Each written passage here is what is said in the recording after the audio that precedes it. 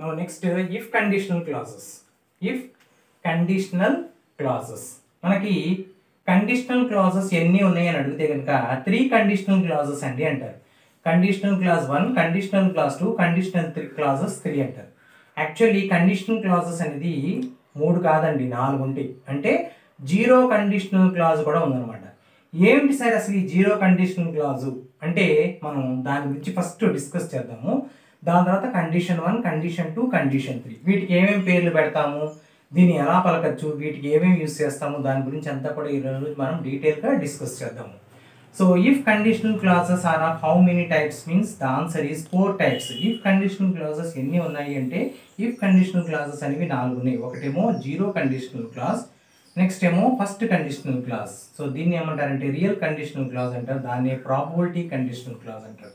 Next వచ్చేసి unreal conditional clause, improbable conditional clause. ఓకేనా. Next వచ్చేసి థర్డ్ కండిషనల్ క్లాజ్, దీన్ని అన్ఫుల్ఫిల్డ్ కండిషనల్ క్లాజ్ అంటారు. వీటికి పేర్లు కూడా నేను మీకు చక్కగా చెప్తాను. ఫస్ట్ చూద్దాం ఒకసారి. దీన్ని ఏమంటామంటే టైప్ 0 అంటామండి. ఇది ఓ కాదండి, ఇది 0. ఓకేనా. So conditional sentence type 0, zero conditional clause అంటారు. ఈ జీరో కండిషనల్ క్లాజ్ అసలు ఎక్కడ యూజ్ చేస్తాము అంటే ఇఫ్ కండిషనల్ క్లాజ్తో పాటు, ఓకేనా, ఆ ఇఫ్ కండిషనల్ క్లాజ్లో it is used for scientific and general truths. Scientific మరియు జనరల్ ట్రూత్. సైంటిఫిక్ అంటే ఏంటి, సైన్స్ పరంగా మరియు జనరల్గా ఉండేటువంటి. సో జనరల్ ట్రూత్ ఏంటి చెప్పండి, 2 2s are 4 ఏమండి. 2 2s are 4 అంటే 2 2 4, 2 + 2 = 4. కాబట్టి ఇది జనరల్ ట్రూతే కదా. మా ఊళ్ళో 2 2 4, మీ ఊళ్ళో ఎంత 3 కాదుగా, 2 2 4గా. అది మా ఊళ్ళో 2 2 4, మీ ఊళ్ళో కూడా 2 2 4. ఇవి జనరల్ ట్రూత్, జగమెరిగిన సత్యం. అవే కాకుండా కొన్ని సైంటిఫిక్ ఫ్యాక్ట్స్, సైంటిఫిక్ ట్రూత్స్ ఉన్నాయి. వీటన్నిటినీ కూడా మనం ఏం చేస్తామంటే ఈ జీరో టైప్ కండిషనల్ క్లాజ్లో రాస్తామన్నమాట. ఈ జీరో కండిషనల్ క్లాజ్తో రాసేటప్పుడు ఇఫ్ అనేటువంటి కండిషనల్ క్లాజ్తో పాటు నెక్స్ట్ మనం రాసేటువంటి సెంటెన్స్ అనేది సింపుల్ ప్రెజెంట్ టెన్స్లో రాయాలి.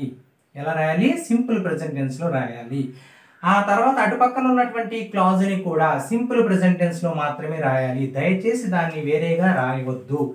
ఓకేనా. మీ అందరికి ఒక విషయం తెలుసు, ఇఫ్ క్లాజ్ వచ్చిందంటే అటుపక్కన విల్లు, వుడ్డు, షల్లు, షుడ్డు, కెన్ను, కుడ్డు, మే, మైటు ఉంటాయని తెలుసు, మోడల్స్ ఉంటాయని తెలుసు. అవునా కదా. కాబట్టి ఇక్కడ అటువంటి ఏమీ కూడా ఉండదు. విల్ అనేది ఒమిట్ చేసేసారు, ఒమిట్. ఓకేనా, అది ఉండదు. విల్ అనేది ఉండదు. విల్లు కానీ, వుడ్డు కానీ, షెల్ కానీ, షుడ్ కానీ, మే కానీ, మైట్ కానీ ఇవి ఏమీ కూడా ఇక్కడ ఉండవు. ఓకేనా ఫ్రెండ్స్, అర్థమైందా.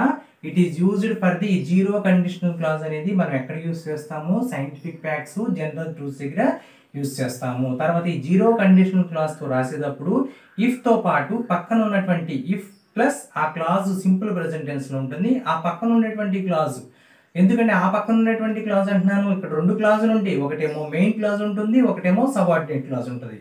ఇంకోసారి చెప్తున్నాను, ఒకటేమో మెయిన్ క్లాజ్ ఉంటుంది, ఇంకోటేమో సబార్డినేట్ క్లాజ్ ఉంటుంది.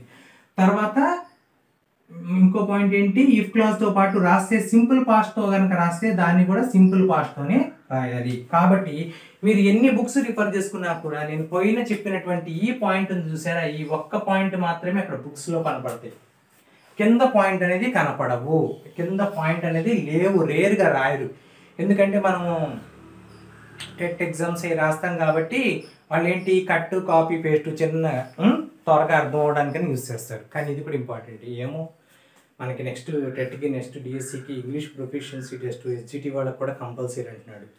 ఓకేనా. పోయినసారి మనకి స్కూల్ అసిస్టెంట్ వాళ్ళకి ప్రొఫిషియన్సీ టెస్ట్ పెట్టాడు, ఈసారి ఏమో మనకి కూడా పెట్టచ్చు. దాంట్లో డెప్త్ తెలిసి ఉండాలి కదా. కాబట్టి మీకు డెప్త్ తెలిసి ఉండాలి, బిట్ ఆన్సర్ రాయాలి. మేము విజయం ఎడ్యుకేషన్ వల్ల లాభం పొందేనటువంటి పాయింట్ మీ మైండ్లో ఉండాలి. అందుకని ఫ్రెండ్స్ నేను మీకు ఇంకో పాయింట్ అనేది చెప్తున్నాను. ఇక్కడ ఇఫ్తో పాటు సింపుల్ పాస్ట్ టెన్స్లో కనుక ఒక క్లాజ్ని రాస్తే ఆ పక్కన ఉన్నటువంటి క్లాజ్ కూడా సింపుల్ పాస్ట్లోనే ఉంటుంది. ఒక్కసారి మన ఎగ్జాంపుల్స్లోకి వెళ్ళిన తర్వాత మెయిన్ క్లాజ్ ఎక్కడ ఉంది, సబార్డినేట్ క్లాజ్ ఎలా ఉంది, ఎక్కడ ఉందో చెప్పొచ్చు. మీ అందరికీ తెలుసు సబార్డినేట్ క్లాజ్ ఎక్కడున్నా సరే మాస్టారు, సబార్డినేట్ క్లాజ్ ముందరున్నా, సబార్డినేట్ క్లాజ్ వెనకున్నా సరే అక్కడ అది సబార్డినేట్ క్లాజ్ అని మనం ఎక్కడ గమనిస్తాము, ఎలా తెలుస్తుంది, దాంట్లో సబార్డినేటివ్ కంజంక్షన్స్ ఏవైతే ఉన్నాయో, సబార్డినేటివ్ కంజంక్షన్స్ అయితే ఎక్కడైతే మనం యూజ్ చేసామో అక్కడే డిపెండెంట్ క్లాజ్ ఉంటుంది, సబార్డినేట్ క్లాజ్ ఉంటుంది. ఈ పాయింట్ మనకి గత 2-3 రోజుల నుంచి నేర్చుకునేటువంటి ప్రతి క్లాసెస్ ద్వారా కూడా మనం నేర్చుకున్నాం. అవునా ఫ్రెండ్స్. ఒకవేళ ఎవరికైనా తెలియకపోతే మళ్ళీ నేర్చుకోండి, మళ్ళీ తెలుసుకోండి. ఓకేనా? Yes, good luck. ఓకేనా? సబార్డినేట్ క్లాజ్ ఏదైతే ఉందో, ఏమండి, సబార్డినేట్ క్లాజ్ ఏదైతే ఉందో, డిపెండెంట్ క్లాజ్ ఎక్కడైతే ఉందో, ఏదైతే ఉందో దానిలోనే సబార్డినేటివ్ కంజంక్షన్స్ ఉంటాయి. ఆ సబార్డినేటివ్ కంజంక్షన్స్ కనుక ముందరున్నా లేదంటే వెనకున్నా అక్కడే డిపెండెంట్ క్లాజ్ అనేది ఉంటుంది. సరే, ఎగ్జాంపుల్లో పెడదామా? If you heat butter, butter అంటే మీకు తెలుసు కదా, అది ఎప్పుడైతే మనం దాన్ని హీట్ చేస్తామో ఏమవుతుంది? ఇట్ మెల్ట్స్, అది కరుగుతుంది. కాబట్టి ఇట్ మెల్ట్స్, అది కరిగింది. దీనికి అర్థం ఉందా లేదా? ఎస్ ఉంది. కాబట్టి దీన్ని ఏమంటాం మనము? మెయిన్ క్లాజ్ అంటాము. కాబట్టి if you heat butter what happens? That is the question. ఓకేనా? ఇఫ్ యూ హీట్ బటర్ అంటే అసంపూర్ణమైనటువంటి సెంటెన్స్ గా అయింది. కాబట్టి దీన్ని మనం ఏమంటామంటే సబార్డినేట్ క్లాజ్ అంటాం, దాన్నేమో మెయిన్ క్లాజ్ అంటాం. కాబట్టి జీరో కండిషనల్ క్లాజ్ లో సాధ్యమంత వరకు ఇఫ్ కండిషనల్ క్లాజ్ రాస్తున్నాం కాబట్టి, లేకపోతే ఇఫ్ కండిషనల్ క్లాజ్ ఏదైతే రాస్తున్నామో సాధ్యమంత వరకు కూడా ఇఫ్ అనేది సబార్డినేట్ క్లాజ్ అనేది ముందరే ఉంటుంది అనేటువంటి పాయింట్ మీ మైండ్ లో పెట్టేసుకోండి. తర్వాత మెయిన్ క్లాజ్ చెప్పాను. తర్వాత ఇఫ్ ఐ హ్యావ్ టైం, ఇక్కడ ఏమన్నాడండి? హ్యావ్ అన్నాడు. ఇక్కడ చూడండి, if you heat butter it melts. తర్వాత if I have time I study English. అలాగే ఇంకోటి if you heat ice it melts. ఇక్కడ చేయండి, ఇఫ్ యూ హీట్ కి వర్బ్ ఫార్మ్స్ చెప్పండి. Heat, heated. మెల్ట్ కి చెప్పండి, మెల్టెడ్. ఓకేనా? He, she, it third person కాబట్టి ఇక్కడ ఎస్ చేసిందండి. అంతే తప్ప సార్ ఏదో రాసేసారు అనుకోమాకండి, మీ అందరికి తెలిసింది జస్ట్. తర్వాత ఇది సింపుల్ ప్రెజెంట్ టెన్స్ లో ఉందా? ఇది కూడా సింపుల్ ప్రెజెంట్ టెన్స్ లో ఉంటుంది. అంటే అర్థం ఏంటంటే ఇక్కడ మెయిన్ క్లాజ్ కనుక సింపుల్ ప్రెజెంట్ టెన్స్ లో ఉంటే సబార్డినేట్ క్లాజ్ కూడా సింపుల్ ప్రెజెంట్ టెన్స్ లోనే ఉంటుంది. ఇఫ్ యూ హ్యావ్ టైం, చూడండి, హ్యావ్ కూడా ప్రెజెంట్ టెన్స్. ఇదేంటి? మెయిన్ వర్బే కదా? ఎస్, మెయిన్ వర్బ్ నే తెలియజేస్తుంది అనమాట. ఇఫ్ ఐ హ్యావ్ టైం, నాకు కనుక టైం ఉంటే కనుక ఐ స్టడీ ఇంగ్లీష్, నేను ఇంగ్లీష్ చదువుతాను. సో ఇది మెయిన్ క్లాజు. ఓకేనా? ఇదేమో సబార్డినేట్ క్లాజు. ఇక్కడతో నేను చెప్పినటువంటి ఒక సింపుల్ ప్రెజెంట్ టెన్స్ గురించి చెప్పింది. తర్వాత చూడండి, ఇఫ్ ప్లస్ సింపుల్ పాస్ట్ అవుతుంది అనమాట. ఓకేనా? ఇఫ్ ప్లస్ సింపుల్ పాస్ట్ అనేది సింపుల్ పాస్ట్ ఉంది. అంటే ఇఫ్ కండిషనల్ క్లాజ్ లో సబార్డినేట్ క్లాజు మెయిన్ క్లాజు, ఏమేం క్లాజులు అండి? సబార్డినేట్ క్లాజు, మెయిన్ క్లాజు కనుక సింపుల్ పాస్ట్ టెన్స్ లో ఉంటే ఒకటి ఏదైనా ఉంటుంది, ఇంకోటి అలాగే ఉంటుంది. అది రూల్ అలా ఉండాలి, అంతే తప్ప కాదండి నేను వేరుగా రాస్తానంటే ఒకసారి చూద్దాం, కుదురుద్దో లేదో చూడండి. నెక్స్ట్ ఇక్కడ చూడండి, ఇయర్స్ ఎగో, కొన్ని వేల ఇయర్స్ ఎగో అంటే పాస్ట్ టెన్సే కదా. ఈ వర్డ్ ఉండడం వల్ల ఏమవుతుందంటే ఇక్కడ ఇఫ్ పక్కన పాస్ట్ టెన్స్ లో రాయాల్సి వస్తుంది. Years ago if people travelled a long distance, కొన్ని వేల కొద్ది సంవత్సరాలు పీపుల్స్ అనేటువంటి ప్రజలందరూ కూడా వాళ్ళు ట్రావెల్డ్ ఏ లాంగ్ డిస్టెన్స్ అంటే పాస్ట్ టెన్స్ లో ఉంటే కనుక ద జర్నీ ఏమయ్యేది? టేక్ డేసా? అవునా? చూద్దాం. ఇక్కడ టుక్ బదులు టేక్ పెడదామా? టేక్ పెడదామా? అంటే కుదురుతుందా? ద జర్నీ టేక్ డేసా? Is it the sentence correct? No, it's wrong. You are absolutely wrong. కాబట్టి ద జర్నీ టుక్ డేస్ అవుతుంది అనమాట. సో టుక్ డేస్ అనేది కరెక్ట్ అనమాట. అంటే ఇక్కడ పాస్ట్ టెన్స్ లో ఉంటే ఈ జీరో కండిషనల్ క్లాజ్ లో ఇఫ్ తో పాటు మనం పాస్ట్ టెన్స్ లో కనుక సబార్డినేట్ క్లాజ్ తో కనుక మనం రాస్తే దాన్ని మెయిన్ క్లాజ్ లో కూడా పాస్ట్ టెన్స్ లోనే రాయాలి. ఇంకొక పాయింట్, కొత్త పాయింట్ నోట్ చూడండి, if may be replaced by when. If తో పాటు మనం వెన్ అనేటువంటి వర్డ్ పెట్టుకున్నా కూడా అది జీరో కండిషనల్ క్లాజే అవుతుంది. ఎలా అవుతుందో ఒక్కసారి చేయండి, ఒక్క నిమిషం టైం ఇస్తున్నాను. ఓకేనా? పాజ్ చేసుకొని ఆన్సర్స్ రాసుకోండి. నెక్స్ట్, మనకు టైం లేదు కదా. Yes, when you heat butter it melts. మీరు హీట్ చేసినప్పుడు అది ఏమవుతుంది? మెల్ట్ అవుతుంది. వెన్ ఐ హ్యావ్ టైం, నాకు టైం దొరికినప్పుడు నేను చదువుతాను, ఇంగ్లీష్ చదువుతాను. Years ago when people travelled a long distance the journey took days. So when అనేది పెట్టుకున్నా కూడా మనం రాసుకోవచ్చు. ఓకేనా? So these are the points. So ఈరోజు మనం ఇఫ్ కండిషనల్ క్లాజెస్ గురించి మొదలు పెట్టాము. ఇఫ్ కండిషనల్ క్లాజ్ అనేది 4 టైప్స్ గా ఉంటే, ఒకటేమో జీరో కండిషనల్ క్లాజ్, తర్వాత 1, 2, 3 conditional clause. Zero conditional clause అనేది సైంటిఫిక్ ఫ్యాక్ట్స్, జనరల్ ట్రూత్ దగ్గర యూజ్ చేస్తాము. Point number 1. వీటితో పాటు మనం సబార్డినేట్ క్లాజ్, మెయిన్ క్లాజ్ ఉంటుంది, కంపల్సరీ ఉంటుంది. సబార్డినేట్ క్లాజ్ ఎక్కడ ఉంటుందండి?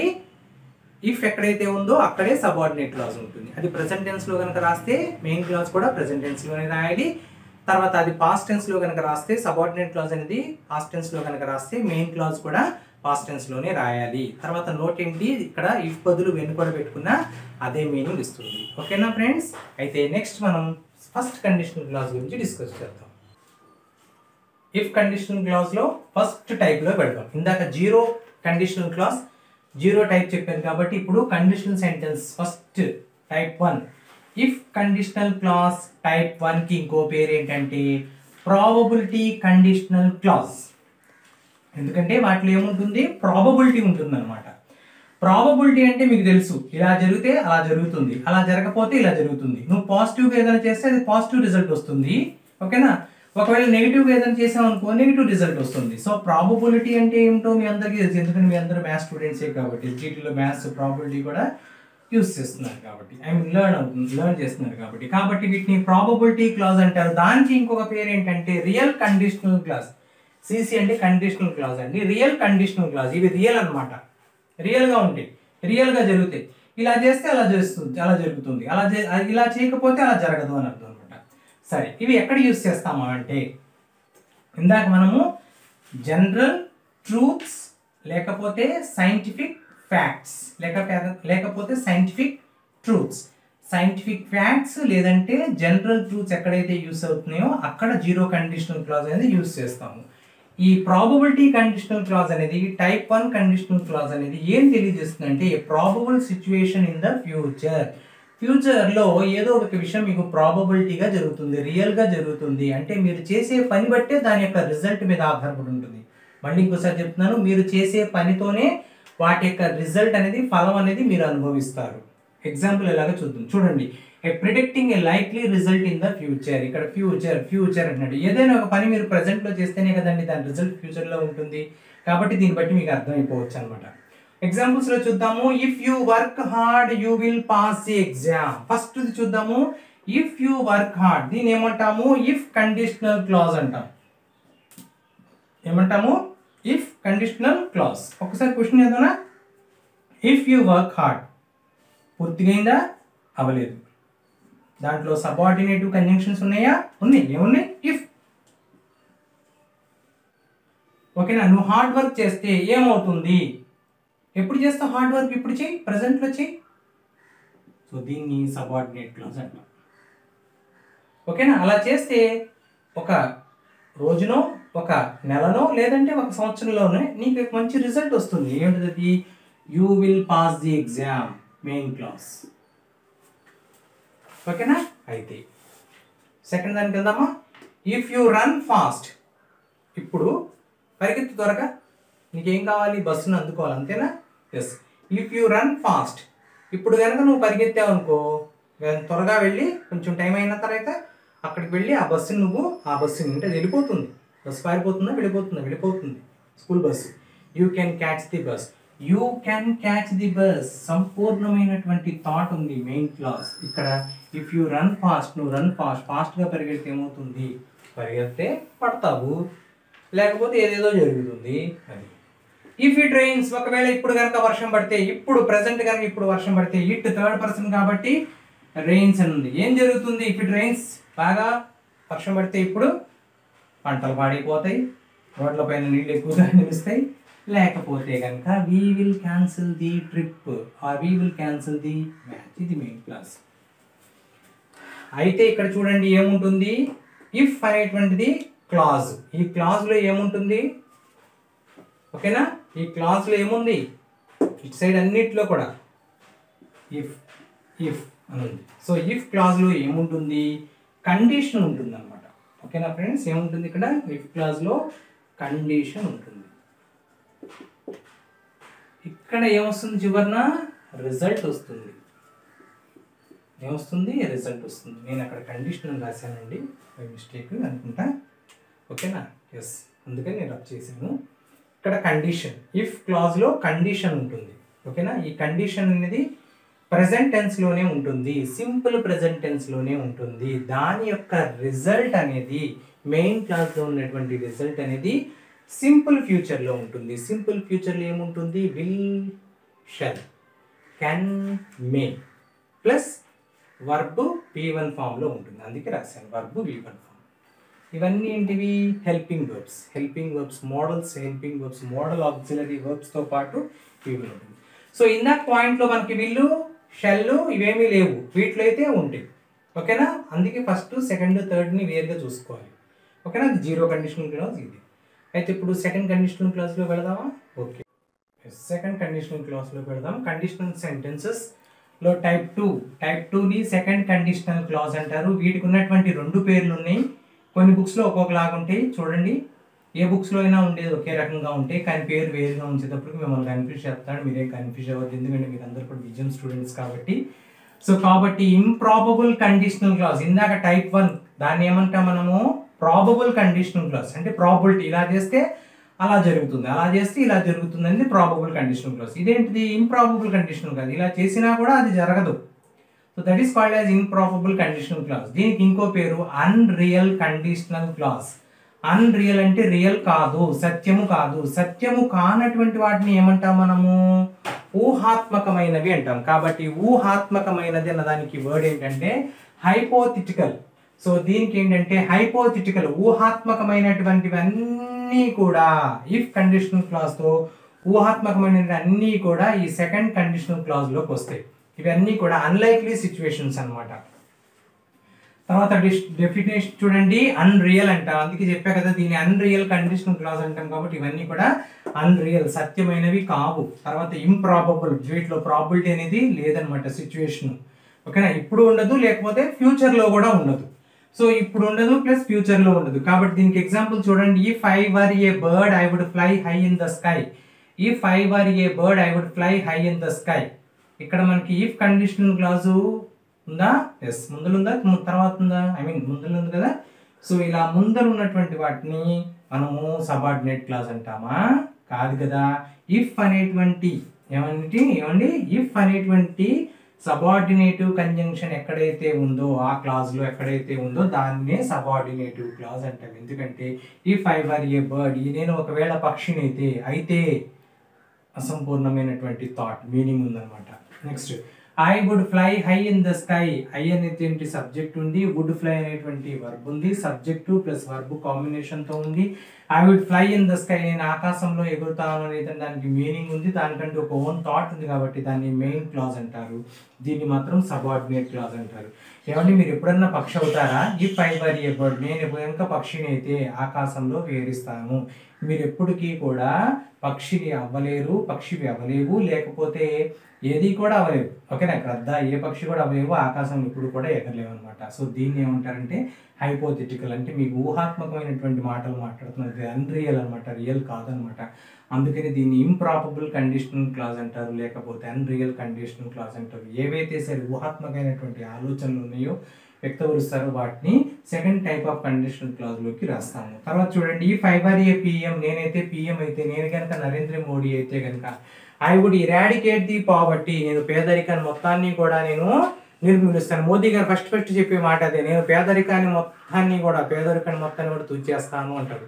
కానీ ఆయన అంటే ఎవరికైనా కోపం రావచ్చండి, ఒక పిఎం అయినటువంటి వ్యక్తి అలా మాట్లాడుతుంటారు. కాబట్టి అతను మాట్లాడిన దాంట్లో పేదవాడిని ఇంకా పేదవాడిని చేస్తున్నారు అనమాట. ఓకేనా, మధ్యతరగతి వాళ్ళు అందరూ మధ్యతరగతి అని అంటున్నారు, కానీ ఇప్పుడు మధ్యతరగతిలో లేరు, వాళ్ళందరూ కూడా కఠిన పేదలుగా ఉన్నారనమాట. పేదవాళ్ళు ఎవరైతే ఉన్నారో వాళ్ళే కొంచెం పర్వాలేదు, ఏదో కొంచెం ప్రాఫిట్ జరుగుతున్నారు. So whatever it may be, I would make a litre petrol 30 rupees. Litre petrol వచ్చేసి 30 రూపీస్ చేసేస్తాను నేను కనుక పిఎం అయితే కనుక. ఇప్పుడు ప్రజెంట్ నేను టీచర్ అనుకోండి, నాకు ఆ పోస్ట్ ఎవరు కావాలంటే నేను చాలా కష్టపడాల్సి వస్తుంది. అది ఎప్పటికీ ఫ్యూచర్లోనే అవ్వదు, ఇప్పుడు కూడా అవ్వదు అనమాట. So this is the next one. ఓకేనా, నెక్స్ట్ చూడండి, ఇక్కడ ఇఫ్ అనేటువంటిది కండిషన్ అంటాము, అటువైపు ఉన్నదాన్ని రిజల్ట్ అంటాం. కాబట్టి మెయిన్ క్లాజ్ అనేది రిజల్ట్ అవుతుంది, సబార్డినేట్ క్లాజ్ అనేది ఇఫ్ కండిషనల్ క్లాజ్ అవుతుంది అనమాట. అయితే ఇక్కడ సింపుల్ పాస్ట్ లో రాస్తాము, అంటే ఇఫ్ తో పాటు సబ్జెక్ట్ ప్లస్ వర్బ్ అనేది ఎలా ఉంటుంది? V2 ఫామ్ లో ఉంటుందండి. అందుకే మీకు తెలియపరచడానికి నేను రాశాను అక్కడ V1 అని. ఓకేనా, ఇందాకైతే V1 అవుతుంది, if plus subject plus V2 form. కాబట్టి వర్ అనేది V2A నండి, విన్ వాన్ అనేది V2A, వర్ అనేది మళ్ళీ V2A, subject plus verb V2 form లో కనుక ఉంటే కనుక దాని యొక్క రిజల్ట్ ఎలా ఉంటుంది? ఫ్యూచర్ పాస్ట్ లో ఉంటుంది అనమాట. ఫ్యూచర్ పాస్ట్ అనేది would, could, should plus verb V1 form లోకి ఉంటుంది. ఓకేనా ఫ్రెండ్స్, సో ఇప్పుడు దాకా మనం ఎన్ని నేర్చుకున్నాము? 3 నేర్చుకున్నాము. నెంబర్ 1 వచ్చేసి zero conditional clause. Zero conditional clause అంటే universal truth, scientific facts, general truths అనేటువంటివన్నీ కూడా ఈ కోవలకు చెందినటువంటివి, ఐ మీన్ జీరో కండిషనల్కి చెందినటువంటివి. ఇక్కడంతా కూడా ఎలా ఉంటుంది? మెయిన్ క్లాజ్, సబార్డినేట్ క్లాజ్ రెండు కూడా సింపుల్ ప్రెజెంట్ సింపుల్ ప్రెజెంట్లో ఉంటుంది. తర్వాత వచ్చేసి type 1 that is called as probable conditional clause. So probable conditional clause అంటే ఇది రియల్ అనమాట. ఓకేనా, ఇవి రియల్. ఇలా చేస్తే అలా జరుగుతుంది, అలా చేస్తే ఇలా జరుగుతుంది. సో ఇవి ఎలా ఉంటాయి?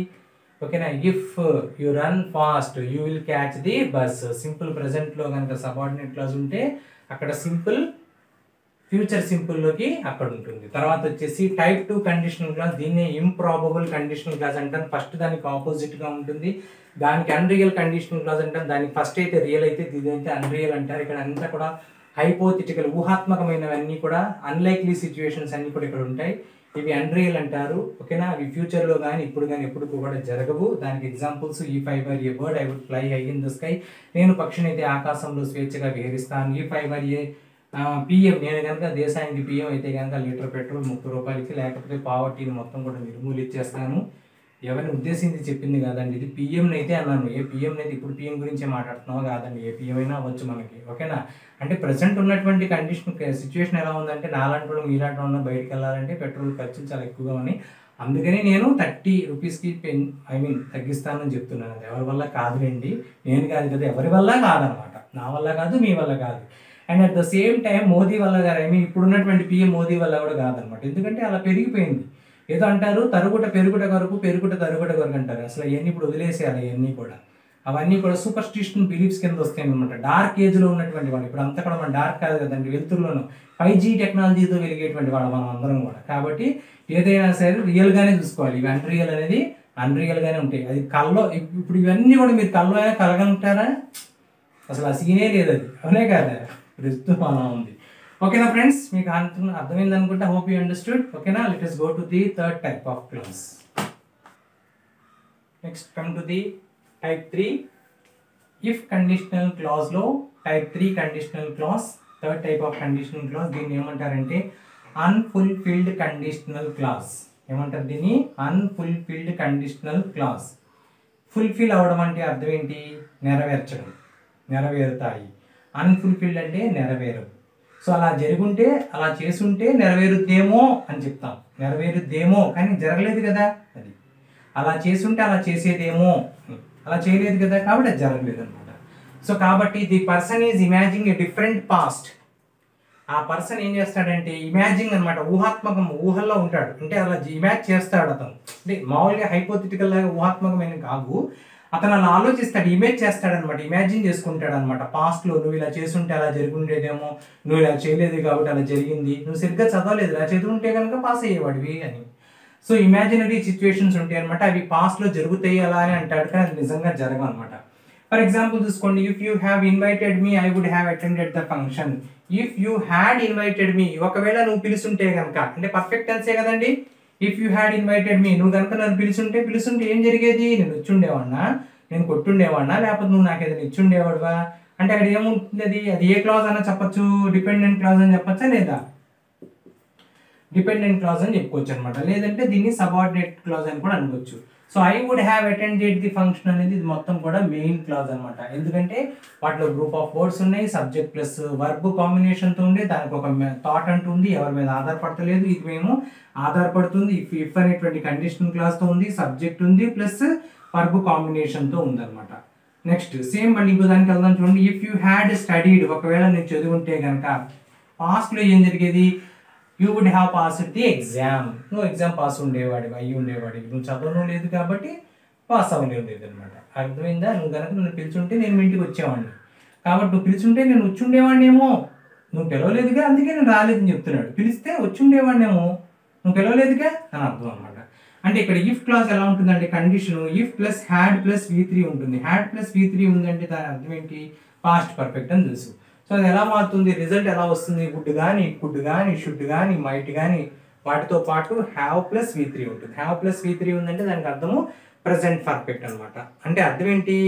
పాస్ట్లో కనుక నువ్వు నన్ను పిలవలేదు అనేటువంటి పాస్ట్ విషయాన్ని పిలుస్తుంటే కనుక ఎలా ఉండే విషయాన్ని ఇప్పుడు చెప్తున్నాను, కాబట్టి దీన్ని మనం ప్రెసెంట్ పర్ఫెక్ట్గా దాని యొక్క రిజల్ట్ అనేది రాస్తాం అనమాట. ఇవండి మనకు నేర్చుకున్నటువంటి ఈరోజు ఇవన్నీ కూడా. అయితే ఇప్పుడు మనకి 6th క్లాస్లో కొన్ని యాక్టివిటీస్ ఉన్నాయి, తర్వాత 9th క్లాస్లో కూడా కొన్ని యాక్టివిటీస్ ఉన్నాయి. ఇప్పుడు యాక్టివిటీస్ని డిస్కస్ చేద్దాం. ఓకేనా?